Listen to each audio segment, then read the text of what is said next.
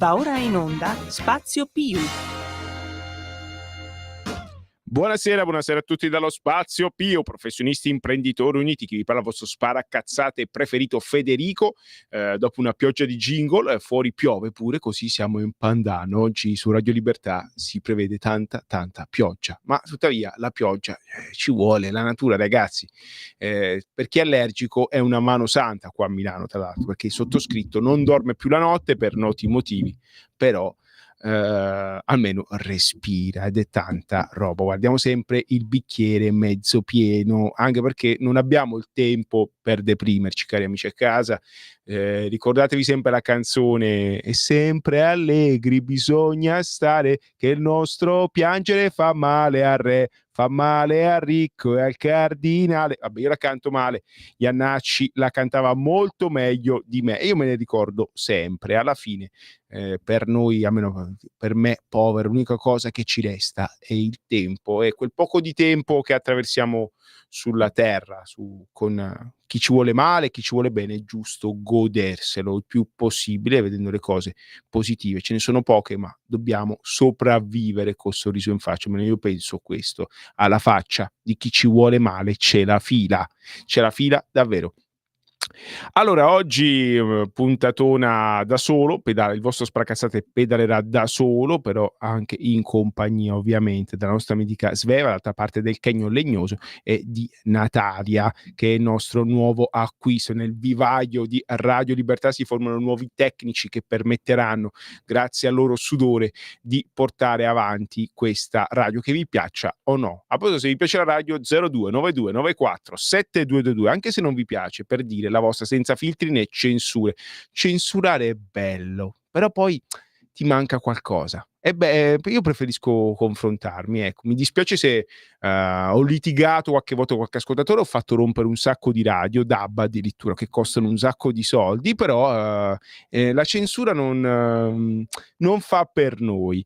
340 670 9659, ripeto, 340 670 9659 per i più timidosi, così anche gli amici a casa, quelli più restii e retrivi, possono dire la loro. Ovviamente mandate questo bel messaggio WhatsApp, se mandate un audio che non superi 30 secondi. Ecco, io vi amo, cari ascoltatori, sono un ascoltatore di Radio Libertà, però non mi potete mandare un audio di 7 minuti, altrimenti la trasmissione poi non la conduco più io, ma chi fa gli audio di 7 minuti non li passo. Mi dispiace, questa non è censura, ma sono motivazioni tecniche.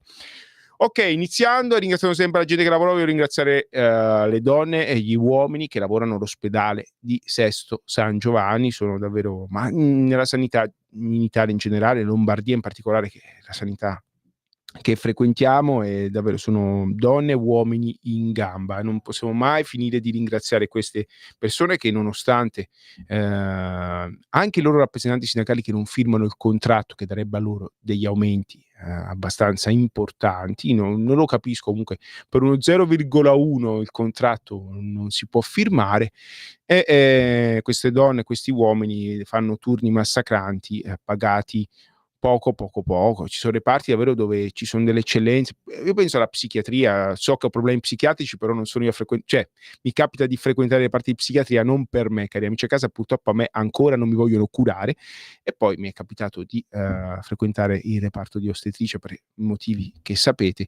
Posso dire davvero ragazze, donne, uomini bravissimi in gamba, bravi, e per quello che fanno e come sono pagate, le condizioni in cui lavorano, non basta mai. Ecco, siamo in un secolo di competizione, di geopolitica, di dazi.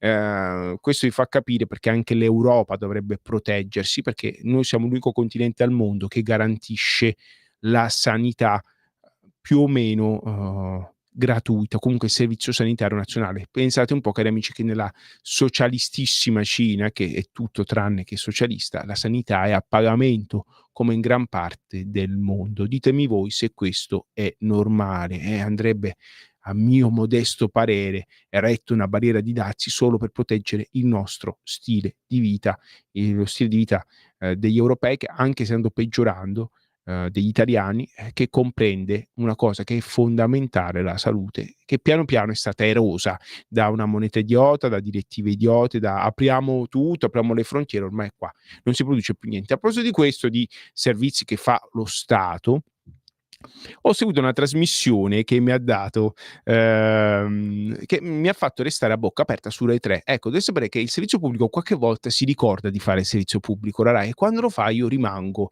ammaliato. Devi sapere che, come gran parte di voi, sono costretto a pagare il canone, perché se non lo pagassi mi dovrei allacciare al contatore del vicino. Almeno per me è, comune mortale, così se poi qualcuno di voi riesce pure a non pagare il canone, 0292947222, lo dica pure come fa, però con attenzione, non dica il suo nome, se no fa la fine di Fleximan.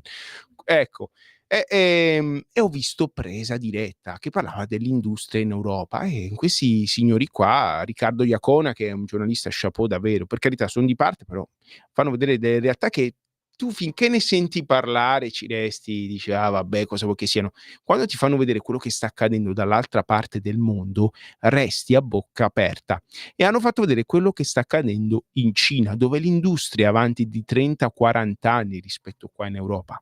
Hanno intervistato esperti economici tedeschi che dicono: "Ma qua, ormai la Germania è finita, anche se noi ci mettiamo di buzzo buono, non arriveremo mai ai livelli loro". Ed è un paese che investe in innovazione, ricerca, dove ci sono industrie che assumono 10, 15.000 ingegneri all'anno. Ecco, io penso che Volkswagen, Stellantis non arrivano a 10, 15.000 ingegneri in tutto il loro gruppo, abnorme per quanto sia. E quindi, che succede? Che o ti proteggi, o proteggi un modo di vivere, di fare, o ti dai da fare diversamente, ma così noi siamo condannati. Diventeremo un continente di pizzerie, ristoranti, almeno, e turisti, una specie di mega Disneyland, europea. Che bello. Non so se è normale. Sappiate che purtroppo di turismo non si vive. Ecco, serve anche l'industria che ti forma, l'industria che fa la ricerca, l'industria che ti fa appartenere, ed è grazie all'industria che sono ottenuti i diritti sociali per i lavoratori. Questo lo voglio ricordare. Ricordatelo, amici a casa, un continente senza industria, un continente finto. Anche perché qua si parla di guerra, voglio vedere come facciamo a fare la guerra se poi importiamo tutto dalla Cina. Se dobbiamo fare la guerra, metti che quelli si voltano male come durante il Covid, che bloccarono l'esportazione di tachipirine e mascherine, qua restiamo senza, e si muore. Metti che un giorno interrompono l'esportazione di farmaci, di materiale per le granate o di chip, come fai a fare i sistemi per il lancio dei missili a lunga gittata senza i chip? Non lo so. Qua qualcuno vuole fare la guerra senza aver fatto i conti con l'oste, secondo me. E a proposito di ciò, finita la mia enorme premessa, ma ci volevo, ecco qua. Mah, saluto Mimmo Magnetta che mi manda cose che non so perché me le manda. Comunque Mimmo, stai tranquillo, fai quello che devi fare, non ti affannare, io ho già fatto quasi tutto da me. E allora parliamo di dazi, cari amici a casa, perché a proposito di questo, se uno vede quello che sta accadendo dall'altra parte del mondo, dice: "Qua siamo spacciati, siamo finiti". O ci si protegge, o finiremo per importare qualsiasi cosa dove la fanno meglio e costa molto di meno, perché c'è uno Stato intero che, ribadisco, investe in ricerca. C'è uno Stato che non garantisce la sanità ai suoi cittadini, ed è la Cina, cari amici. Quindi o ci riduciamo noi come loro, cioè lavoriamo 18 ore al giorno senza la sanità, oppure siamo finiti. Qua non si lavora più. La scelta è brutta, evidentemente qualcuno negli Stati Uniti si è svegliato. Uno la può pensare come vuole di quel bifolco di Trump, o come dicono nei nostri media mainstream, però qua un problema c'è. Se tu vuoi essere una nazione libera e anche democratica, devi difendere il tuo stile di vita, il tuo sistema, altrimenti diventi piano piano come quelli più forti. Abbiamo visto, no, il secolo americano, il '900, è il secolo che ha portato le democrazie in Europa, il benessere economico, lo sviluppo. Io non so se il 2000 e qualcosa sarà il secolo cinese. In questo caso si adotterà il sistema della tecnocrazia turbocapitalista, perché purtroppo la Cina è tutto tranne che comunismo. Penso che voi, cari amici a casa, lo sapete benissimo. Quello che fa paura è che il sistema che più assomiglia alla Cina è proprio l'Unione Europea. Però iniziamo, mi Mi pregio oggi, che sono solo soletto, di appoggiarmi a un articolo di Roberto Pecchioli, un ingegnere in pensione che scrive tutta una serie di cose molto interessanti. E mi piace molto, insomma, questo ingegner Roberto Pecchioli, ligure, tra l'altro. Lo psicodramma è iniziato. Donald Trump ha imposto i dazi sulle merci di tutto il mondo. La storia accelera in maniera sorprendente. Grande è la confusione sotto il cielo. A loro modo sono tempi avanti. Beh, è vero. Posso dire, ci sono nubi che si stanno all'orizzonte, come la pioggia che cade oggi su Milano, però finalmente succede qualcosa qua in provincia. Ci eravamo stancati. Dove sta la novità? Chiede lo scrivente, che di dazi si è occupato per 40 anni come dirigente doganale.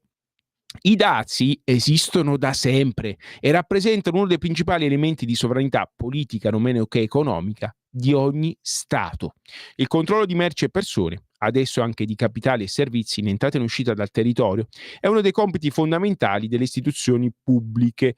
Cari amici, anche se sono un ragazzino dell'89, sappiate che in tutte le nostre città ci sono ancora le porte daziarie, che sono dei monumenti ormai abbandonati, però dove tutte le merci fino ai primi anni del Novecento gli venivano pesate e imposto il dazio prima di entrare in città. Ecco, non andiamo lontano, c'è sempre stato.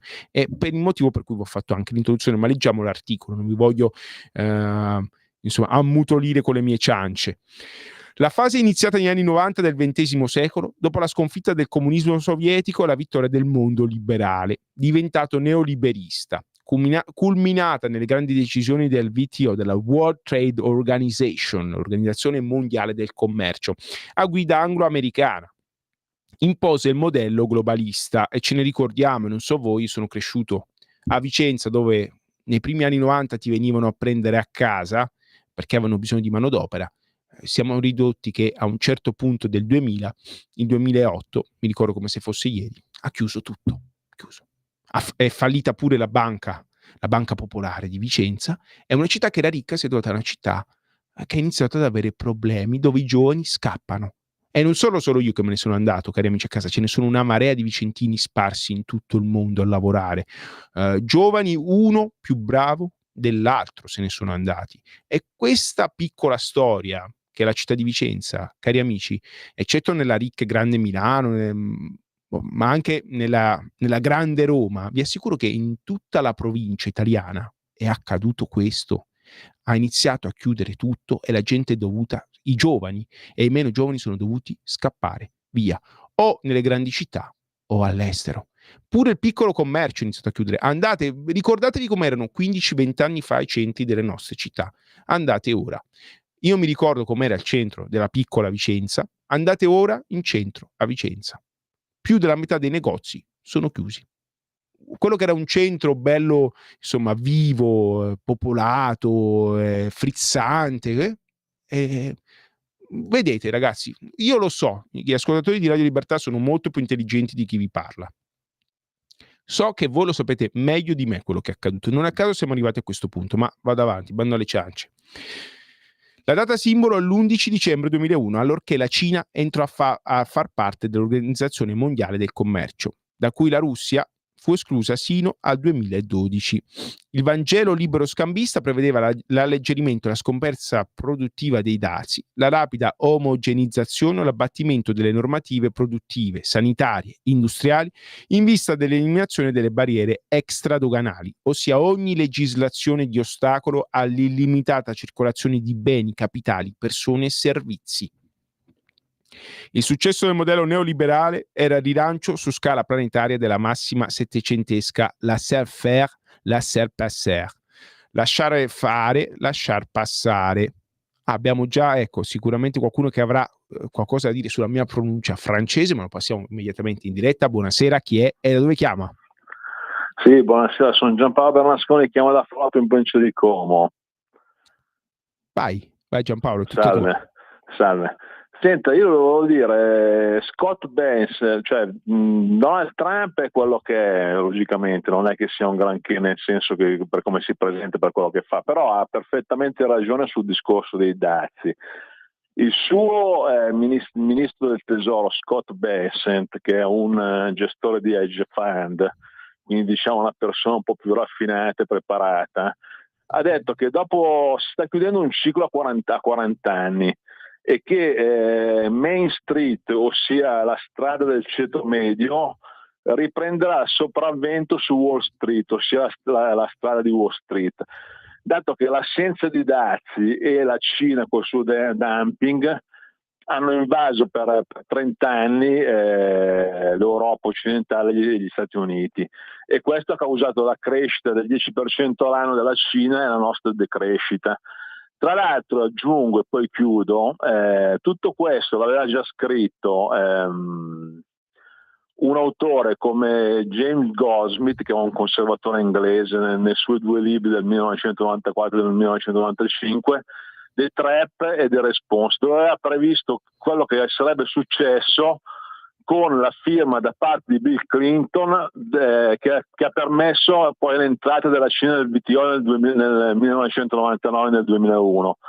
Con la clausola di nazione sfavorita, quindi anche di nazione non sviluppata, quindi anche con dei favori. Quindi tutto quello che è successo, i conservatori inglesi e americani l'avevano già detto nel 1994, purtroppo non sono stati ascoltati, e Bill Clinton, ossia la sinistra mainstream, Bill Clinton, Tony Blair, Romano Prodi, hanno deindustrializzato completamente l'Europa occidentale e gli Stati Uniti. Grazie e buona continuazione. Grazie a te. Vedete, allora a quanto pare non sono solo io lo scemo che ha il prosciutto sugli occhi, ma quello è accaduto davvero, tutto questo, cari amici a casa, è accaduto tutto questo, ci hanno rapinato del nostro lavoro, ci hanno tolto tutto, dal tessile alle calzature, alla meccanica, all'agricoltura, ci hanno tolto tutto. Sappiate che buona parte delle pummarole che abbiamo in casa viene dalla Cina, arrivano bastimenti dalla Cina pieni di pomodoro concentrato che viene imbottigliato. Ci sono fior di documentari, se non credete al vostro sparacazzate. Non parliamo delle arance che arrivano dal Nord Africa o dall'Egitto, addirittura trattate con qualsiasi cosa, il riso dalla Birmania.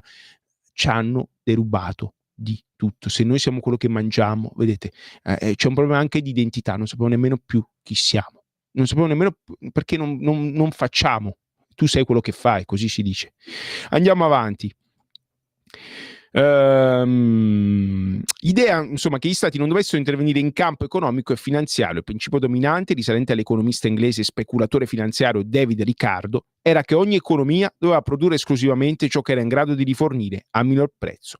Sarebbe toccato al mercato, misura di tutte le cose, mettere le cose a posto. Un mercato sciolto da ogni vincolo o limitazione nella circolazione finanziaria, conquistato da pochi soggetti globali giganteschi, in cui diventavano centrali i fondi di investimento, finanziarizzazione dell'economia, delocalizzazione delle produzioni. Questo ve lo leggo, amici a casa, perché io sono cresciuto con questa cosa qua. Delocalizzazione delle produzioni, vuol dire che il lavoro, quello buono, non c'è più, il lavoro che c'è ora al bar o al McDonald's o al ristorante. Questo ti trovi 800-900 euro al mese. Questo è il mercato del lavoro in Italia, tranne qualche eccellenza.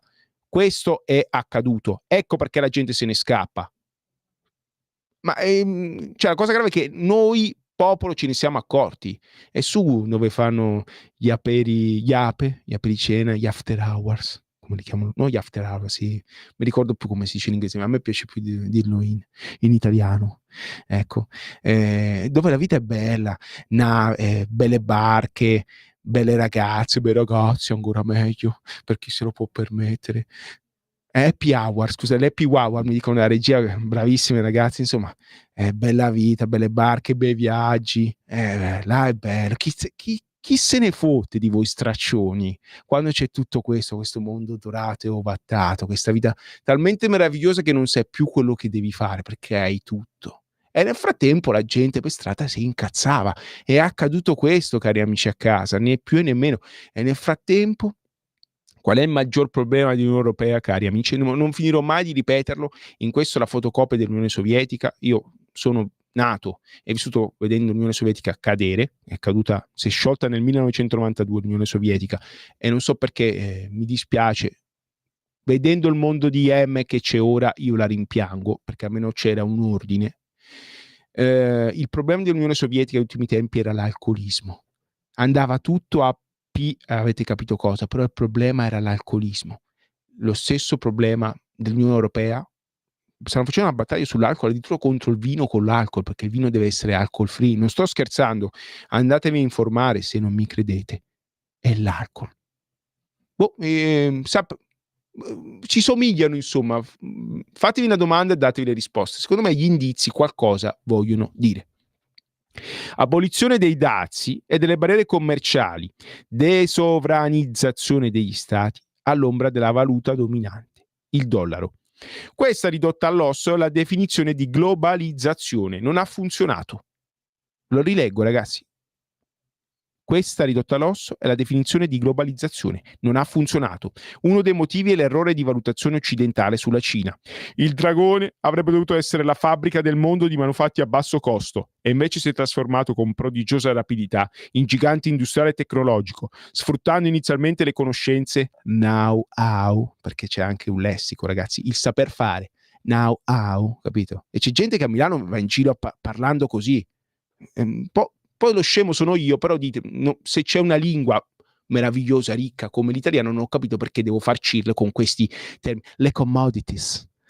Le commodities. Wow. Ecco. No, d'altra parte ridete, però siamo allo psicodramma, anzi siamo allo psicoreato, siamo alla neolingua, come diceva George Orwell. La cosa, andatevi a leggere 1984, è terribilmente attuale. Noi non viviamo in un'utopia, viviamo in una distopia. Andatevi a vedere anche Blade Runner, è la stessa cosa, fa paura, però è così, mancano solo i replicanti.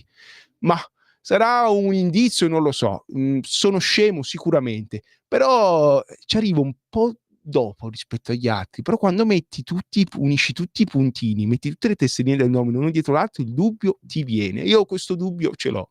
Poi se qualcuno di voi riesce a farmelo togliere, 0292947222. Per favore, oracolo, chiama ovunque tu sia. Ok, abbiamo detto che la globalizzazione a quanto pare non ha funzionato, se ne sono accorti anche loro. Uno dei motivi è l'errore di valutazione sulla Cina, che avrebbe dovuto essere la fabbrica del mondo di manufatti a basso costo e invece si è trasformata con prodigiosa rapidità in gigante industriale e tecnologico, sfruttando il know-how fornite da chi vi trasferiva le produzioni. Un'altra ragione di crisi è stato il declino del dollaro, non più capace di sostenere il ruolo di valuta di riserva senza impoverire l'economia reale degli Stati Uniti. Di fatto, anche l'Unione Europea ha i suoi dazi, scusate. Di fatto gli Stati Uniti si sono trovati a fronteggiare, nonché l'avanzata cinese, anche le barriere protezionistiche europee. Negli ultimi decenni le esportazioni verso gli Stati Uniti sono state sostanzialmente libere, mentre il resto del mondo, in particolare l'Unione Europea, opponeva svariati ostacoli all'ingresso di produzioni americane. Restava il dominio degli Stati Uniti nei servizi avanzati nella tecnologia, per i quali i dazi e le regole legali sono facilmente eludibili. Ma l'Unione Europea ha posto barriere amministrative, burocratiche, ambientali e fiscali a carico degli Stati Uniti. Non l'ha fatto con la Cina, ma chissà perché. L'avanzo commerciale europeo nei confronti degli Stati Uniti è stato di lungo periodo e nel 2024 avrebbe sfiorato i 200 miliardi di dollari. L'Unione Europea, in vero, riesce nella notevole impresa di porre barriere anche a se stessa. E questa è la cosa grave, ragazzi. Secondo Draghi, Mario, quello Super Mario, quello bravo, e Ursula von der Leyen, le legislazioni europee determinano aumenti dei prezzi del 110% nel settore dei servizi e del 45% nel manifatturiero. Cioè, pensate un po', c'è talmente tanta burocrazia che ci tiriamo la zappa sui piedi da soli, ma questo là a Bruxelles non gliene frega niente, manco se ne sono accorti, perché con la realtà loro non sanno nemmeno cosa sia la realtà, e voi a casa lo sapete.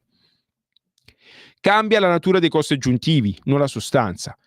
L'inganno del Green Deal, i vincoli del patto di stabilità, la rovinosa politica energetica, la bulimia legislativa dell'Unione, che vi ricordo, cari amici a casa, regola addirittura il numero dei piselli in un baccello, la curvatura delle banane e lo scarico del water. Sappiate che se tu vuoi vendere scarichi del water in Europa devono avere un certo standard.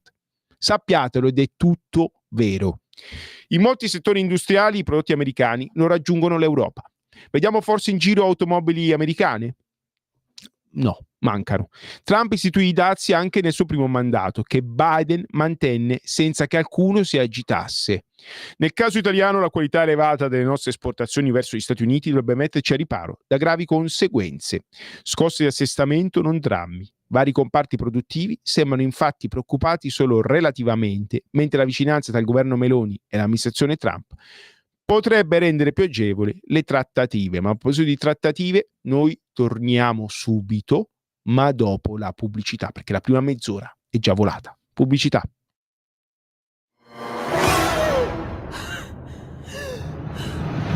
Pensa a respirare. Ora abbandonati.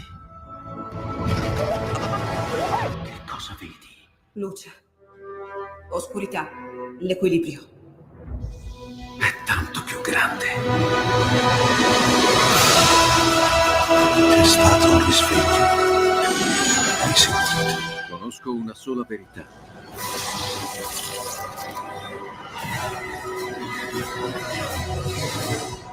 Movie Time ti fa entrare nel vivo del cinema, ti fa sentire come se fossi tu il protagonista del grande schermo.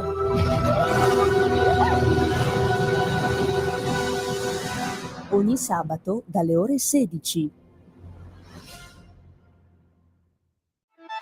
Stai ascoltando Radio Libertà, la tua voce libera, senza filtri né censure, la tua radio. E rieccoci in diretta con lo Spazio Più, professionisti imprenditori uniti, rigorosamente in diretta da Radio Libertà, la vostra voce libera senza filtri né censura. 0292947222 per intervenire in diretta e dire la vostra. 340-670-9659, ripeto 340-670-9659 per chi volesse whatsappare. A proposito di WhatsApp abbiamo Mary che mi scrive: anche Brescia è riconoscibile. Buon pomeriggio. Ecco, allora vedete che non sono solo io quello che ha notato queste cose, sono accadute davvero. Andiamo avanti con l'articolo che appunto sto leggendo, che parla del commercio internazionale dei dazi. È di Roberto Pecchioli e andiamo avanti. La domanda chiave di questo psicodramma collettivo montato dagli orfani della globalizzazione e attrazione finanziaria è perché Trump abbia posto i dazi e cosa si aspetti da una misura che appare come una guerra commerciale contro il mondo.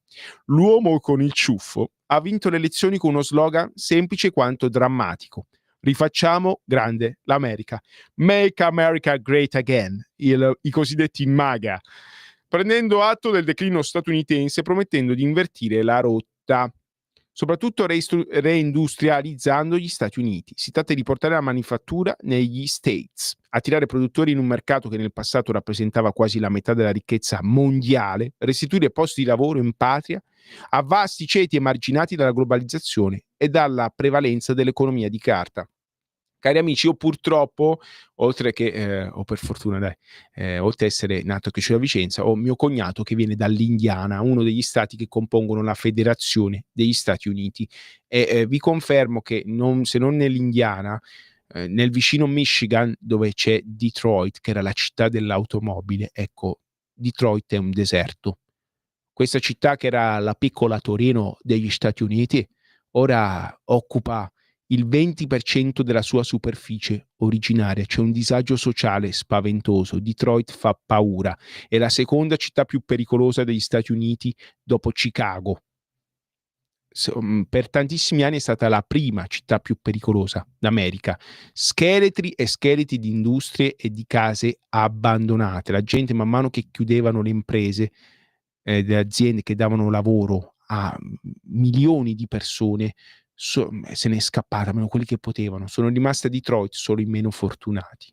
Ora qualcosa è cambiato, ma qualcosina. Ripeto, ci sono tutta una serie di documentari di Michael Moore, che è questo documentarista democratico. Già su Fahrenheit 9/11, lui è del Michigan, nativo del Michigan, questo piccolo Piemonte degli Stati Uniti, dove aveva sede l'industria automobilistica, l'arsenale della democrazia. E grazie a Detroit se gli Stati Uniti hanno vinto la guerra la seconda guerra mondiale, perché a Detroit si produceva gran parte degli aerei, dei camion, dei carri armati, di qualsiasi armamento che si vede negli Stati Uniti. Se voi andate ora a Detroit non c'è niente di tutto questo, ci sono le macerie, sembra che sia passata la guerra. E non è solo Detroit, sono tantissime le città americane ridotte in questa maniera, dove il disagio sociale è esploso. Infatti io fossi in Trump porterei a Zelensky le foto di Detroit, delle città americane devastate dalla deindustrializzazione, e gli direi: vedi, tu hai il problema della guerra, ma anch'io ho avuto la guerra a casa mia. Sappiate che l'America, tra virgolette, ci ha preceduto di qualche anno, per quello che poi si è riversato in Europa in misura minore, grazie al fatto che, ribadisco, in Europa esiste il welfare state, lo stato sociale. Esiste la sanità, esistono ancora l'istruzione pubblica, ma non esistevano perché me ne abbiamo parlato un sacco di volte. Piano piano questi diritti sociali sono andati erodendosi. In America non esiste nemmeno quello. Quindi questa guerra della deindustrializzazione si è mangiato un sacco di città americane. Michael Moore, questo geniale regista di cui sono un fan accanito, che ne pensi? Di sinistra, vabbè, allora mi guardo pure le cose di sinistra, so pensare col mio cervello, il mio omino pensa. A cazzi, scusate, ma pensa il mio omino del cervello, pensate un po'. Quindi anche voi non vi soffermate su ma cos'è la destra? Cos'è la sinistra? Pensate con la vostra testa e poi decidete quello che è giusto e sbagliato. Michael Moore è nativo di Flint, un sobborgo di Detroit, anche quello bombardato dalla deindustrializzazione, dove il disagio, la chiusura di qualsiasi cosa, l'abbandono delle case, addirittura da chi vi abitava e lavorava là, è stato drammatico. Questo hanno prodotto queste politiche della globalizzazione. Andate a vedere in Cina invece, dove le fabbriche aprono una dietro l'altra e sono avanti perché l'economia tira, perché il governo la difende, le sue imprese. E il problema è che è un sistema che è totalmente diverso dal nostro e impone una dittatura. Siamo pronti noi ad avere una dittatura per restare tutto così com'è? O è meglio difendere lo schifo che siamo, però, insomma, qualcosina di buono in questo sistema c'è? Sappiate che se non si interviene diventeremo come loro, che ci piaccia o no, che ne dica Calenda, soprattutto reindustrializzando gli Stati Uniti. Insomma, riprendiamo di quello che vorrebbe fare Trump. Si tratta di portare la manifattura negli Stati Uniti, attirare produttori in un mercato che nel passato rappresentava quasi la metà della ricchezza globale, restituire posti di lavoro in patria a vasti ceti emarginati dalla globalizzazione e dalla prevalenza dell'economia della carta. L'operazione più ovvia compiuta nei secoli da ogni governo è proteggere le produzioni domestiche, facendo pagare una tassa alle importazioni, talora perfino alle esportazioni, per tutelare il mercato interno e i segreti industriali. L'introito dei dazi aumenta il costo finale delle merci, ma alimenta altresì il bilancio, rendendo disponibili risorse pubbliche. L'altra scommessa è un calo controllato del dollaro sul mercato dei cambi, che renda più convenienti le produzioni americane nel mondo.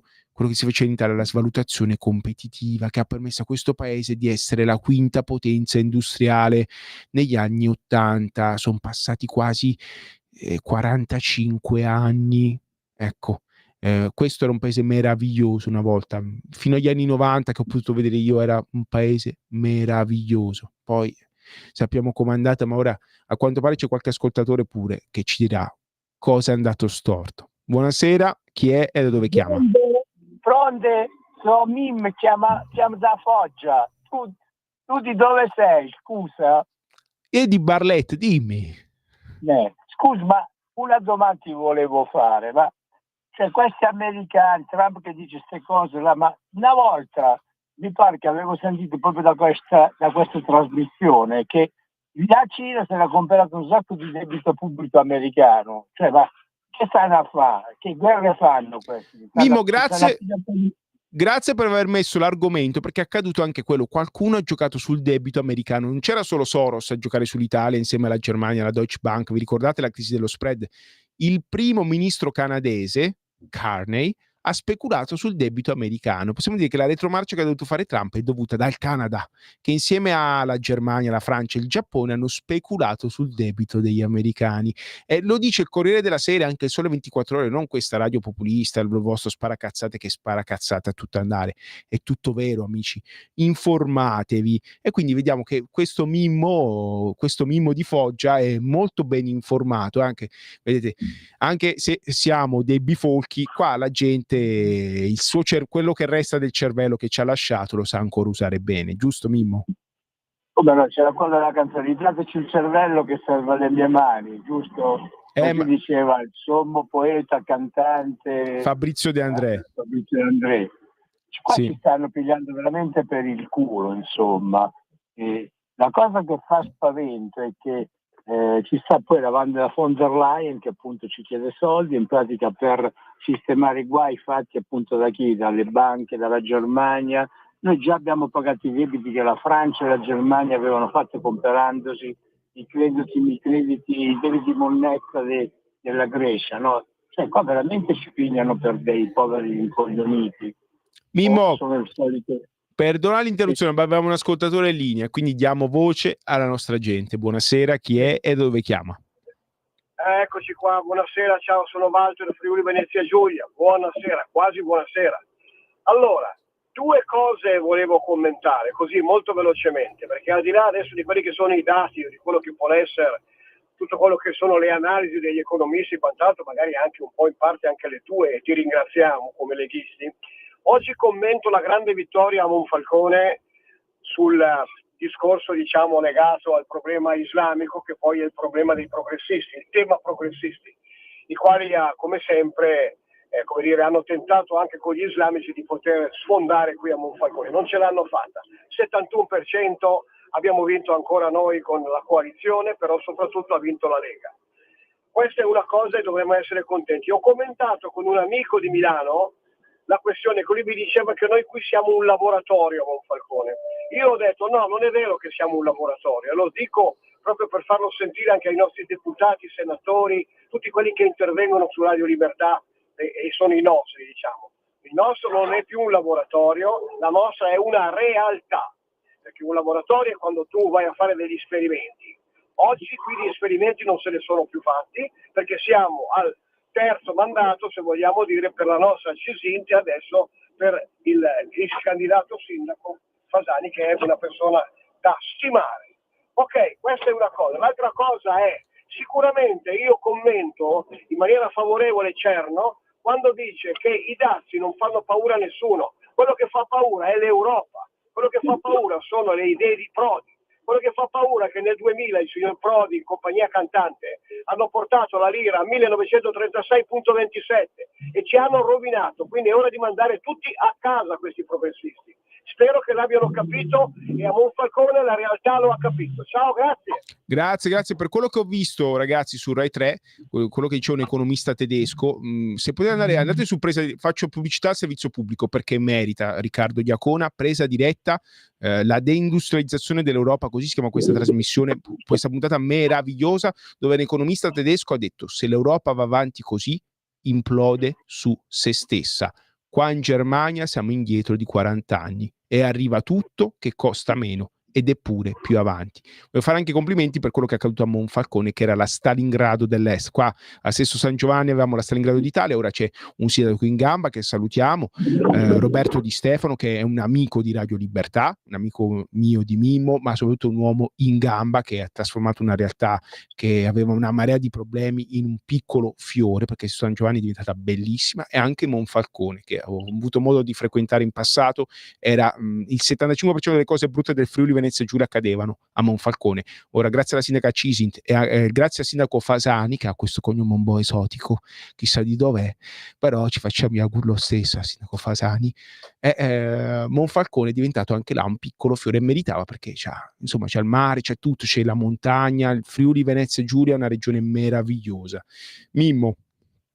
Io voglio sperare che Monfalcone diventi una trincea, perché è da sua, cioè fa un po' sorridere il fatto che dica che Monfalcone debba diventare una trincea, perché siamo al governo della nazione e c'è il governo anche della regione, no?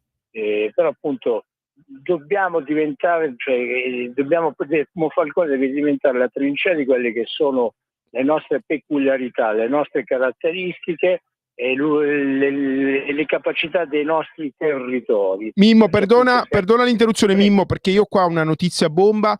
Non solo è stata vinta Monfalcone, il centrodestra ha vinto anche Pordenone. Scusa, allora Monfalcone è Luca Fasan della Lega, quindi non è Fasani, è Fasan, quindi bello del nord-est, chiedo scusa. Chiedo scusa, però a Vicenza abbiamo avuto il sindaco, un sindaco che era di Lecce per il centrodestra, che è stato bravissimo. Ora Rucco, il sindaco Rucco, bravissimo, che ha perso per una manciata di voti. Ora Vicenza ha un sindaco, insomma, che ve lo raccomando, Possa Mai, e il nome dice tutto. E anche a Pordenone, che era una roccaforte del PD, insomma, il centrodestra vince. Strano ma vero, accadono cose turche. Scusa Mimmo, vai pure. Vabbè, insomma, il segno che però appunto le cose possono cambiare, possono anche cambiare. I vicentini hanno fatto una grossa stronzata. Lo sanno benissimo, se ne sono accorti. Sì, se ne stanno accorgendo giorno dopo giorno, perché Nicolò Nacleri, che è stato più volte nostro ospite, ogni giorno denuncia varie porcherie che vengono fatte, con vari disagi che spuntano fuori come funghi dopo una pioggia, no? Appunto Vicenza sta diventando veramente una schifezza, però appunto ecco, avere notizie come queste, appunto sia di Monfalcone che di Pordenone, ci rincuora un attimino, però bisogna lavorare, per questo che dico, bisogna smettere di dormire sugli allori e dobbiamo ritornare in trincea. Noi dobbiamo combattere, perché non è sufficiente solamente vincere un'elezione, anche poi bisogna anche mantenere le posizioni. Visto che appunto noi siamo la maggioranza di questa nazione e abbiamo la sinistra che non perde occasione su ogni minima minchiata di prendere, di gridare allo scandalo, fanno propaganda, fanno una continua propaganda elettorale. Non si sono resi conto che appunto le elezioni li hanno perse e che adesso non è tempo di fare propaganda elettorale, ma c'è tempo di fare fatti. Ecco, speriamo che i nostri governanti facciano i fatti. Fammi un favore, tanto che siamo in diretta, mi fai aprire il cancello che sono arrivato qua davanti? Ecco ragazzi, questa è la diretta oscena di Radio Libertà. Ora girerò alla regia l'invito, perché Mimmo è davanti alla porta al cancello Carraio con la sua autobomba. Sì, no, Sveva sta ridendo, dice, no, per favore dimmi che non è vero. No, purtroppo cari amici a casa è tutto vero. Questa è Radio Libertà. Voglio entrare, dopo entrare. Le oscenità di Mediaset mancavamo solo noi a inquinare il sistema mediatico italiano. Entrare nella sede della radio e sulla Bravi. Ecco, ok, ora Mimmo verrà aperto, cioè dico il cancello, non lui, perché pare brutto come l'ho detto. Potrebbe essere legato per 4 estremità a 4 cavalli, come si usava nel Regno Unito. Salutiamo Re Carlo che è venuto in visita. Sì, è aperto il cancello, ma io dico, si può fare una trasmissione così? È una cosa oscena. Io chiedo scusa agli amici a casa, chiedo scusa a tutte le persone che hanno donato il loro 2 per 1000 alla Lega per fare andare avanti questa piccola grande radio, che debbono sentire questa zozzeria. Ecco, ero io il problema di questa radio, non lo sono più. Quindi anche qua bisogna mettere dei dazi. Comunque ci siamo quasi persi, però volevo leggere un WhatsApp perché diamo voce alla nostra gente. C'è Giorgio che si lamenta che noi non diamo voce agli ascoltatori, invece caro Giorgio sbagli, noi diamo voce ai nostri, almeno questa trasmissione l'ha sempre fatto e lo farà.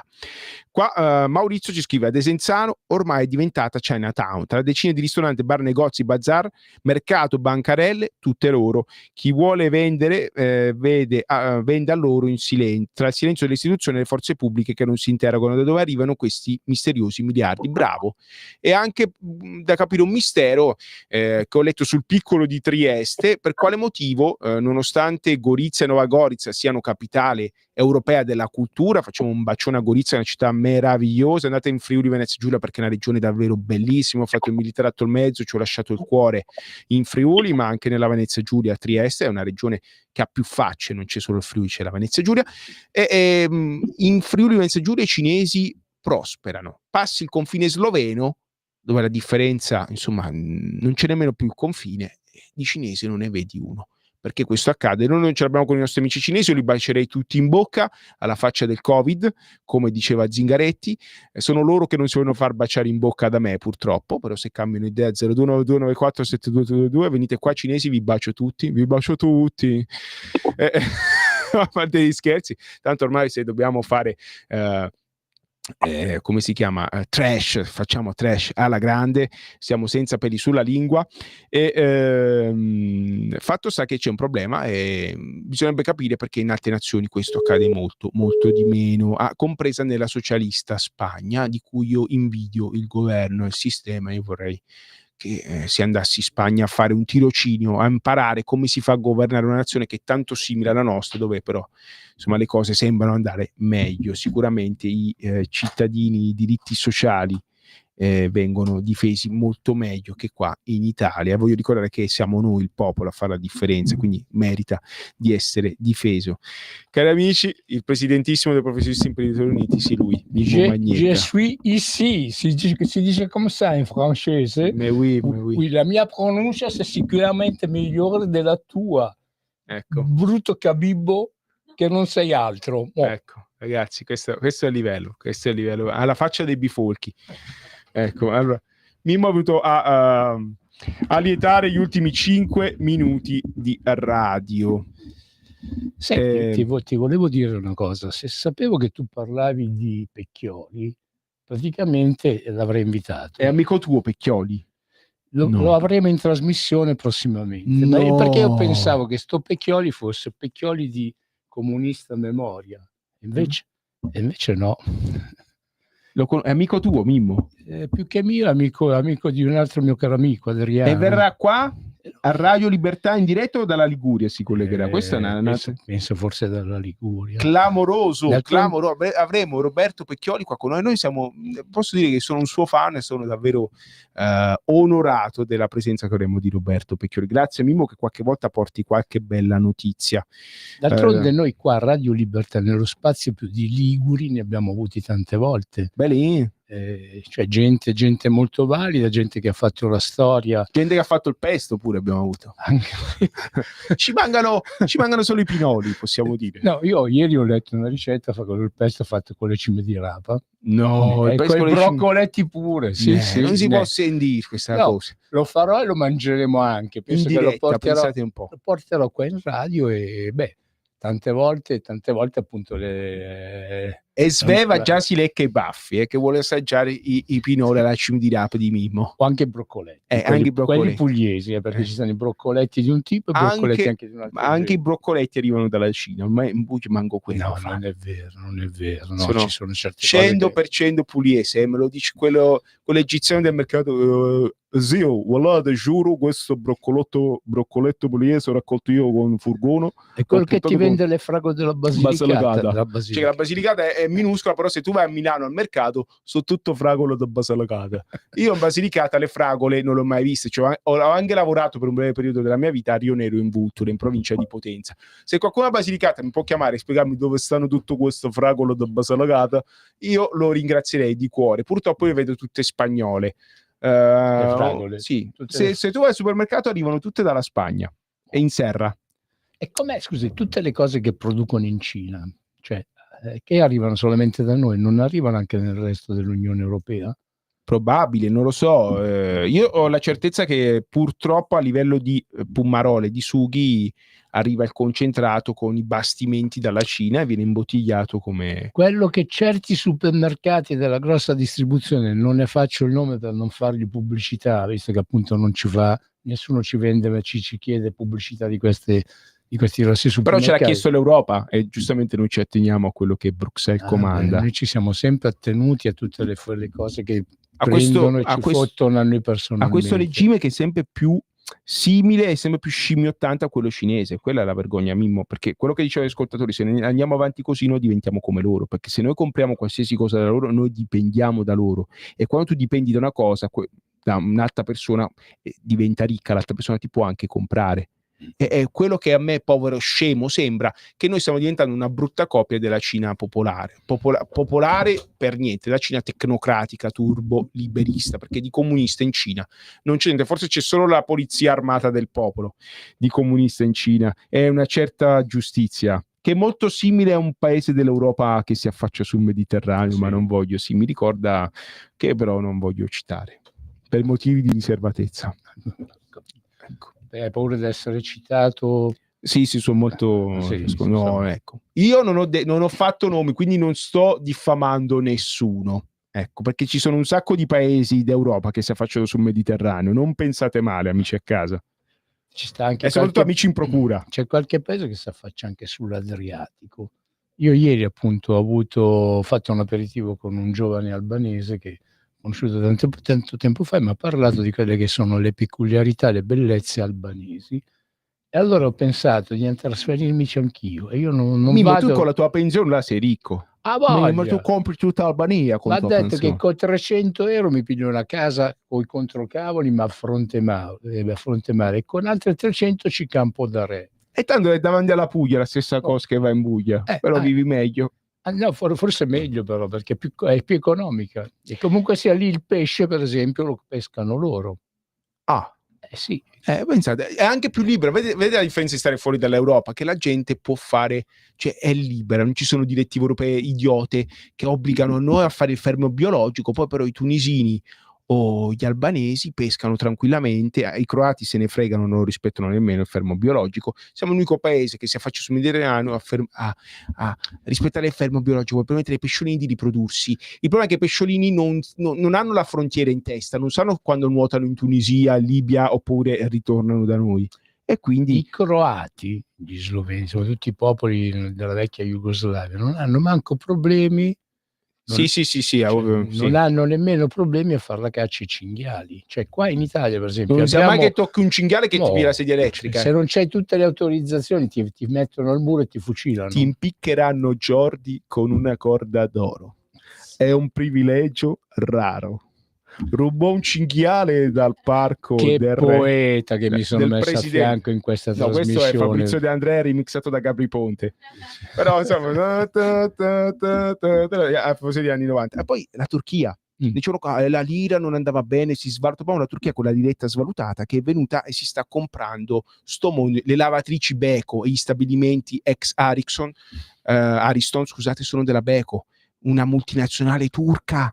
La Bayraktar, multinazionale di droni che fa i droni. Però ha vinto una... Sì, ora la Beko, i turchi sono stati di parola per una volta, hanno detto non chiudiamo tutto, però produrre in Turchia con meno regole, con una valuta loro, che decidono loro quando svalutare, è un immenso vantaggio. Infatti la Turchia è diventata la Cina d'Europa. Come pensate, la Turchia è una piccola porzione d'Europa e non ha dazi perché fa parte dell'area di libero scambio, e quindi le merci turche, come vedete, stanno invadendo quello che la Cina non fa in Europa. Quindi fatevi le domande, datevi le risposte. Forse quell'economista tedesco di questa trasmissione presa diretta, guardatelo, per una volta la RAI che fa il servizio pubblico, guardatevela, fanno anche le repliche la notte, dove questo economista tedesco diceva o qua l'Europa cambia o implodiamo. Non ha tutti i torti, anzi hanno ragione. In Cina sono avanti di 40 anni, sforano 1,5 milioni di ingegneri all'anno, sono avanti su tutti i settori. Se non si mette un dazio, una barriera, qua si è finiti. Ci comprano con 4 lire, e non l'Italia che ormai è saltata, ma la nostra cara amica Germania. E quindi se anche loro se ne sono accorti, l'onda d'urto prima o poi arriverà anche da noi. Amici, preparati popcorn, perché qua si balla. A proposito di balla, purtroppo Mimmo dobbiamo salutare perché qua è volata la trasmissione. C'è una trasmissione che ci segue, che è di approfondimento economico, e sicuramente saprà approfondire molto meglio di quello che abbiamo fatto noi, gli stravolgimenti che stanno accadendo in tutto il mondo. Finalmente anche dalla provincia italiana ci divertiamo. La noia di Sleepy Joe Biden è finita. E meno male. Vi direi andate in pace, ma non si può. Armatevi e partite, allora, come si diceva tanti anni fa, perché tra un po' forse quello è il destino. Io spero di no, perché non ho messo Ecco. al mondo No, tanto figli e su nipoti per 4 mandarli in persone in guerra. questa stanza l'unico toccato dalla cosa sarei io, quindi non immaginate la mia gioia. Come dire, meno male che c'è la Valtellina vicino. Quindi un saluto a tutti gli amici dalla provincia di Sondrio che ci ascoltano e da tutta la provincia italiana. Però se dovesse esserci il pericolo, io conosco qualche passaggio bello, sì, tranquillo per la Svizzera. Noi stringiamo, Fidatevi di me, vi Ecco, faccio sì. passare io. Ecco, grazie a Mimmo l'Elvetico. Grazie a tutti per l'ascolto, restate sempre qua su Radio Libertà. Ciao! Avete ascoltato Spazio Più.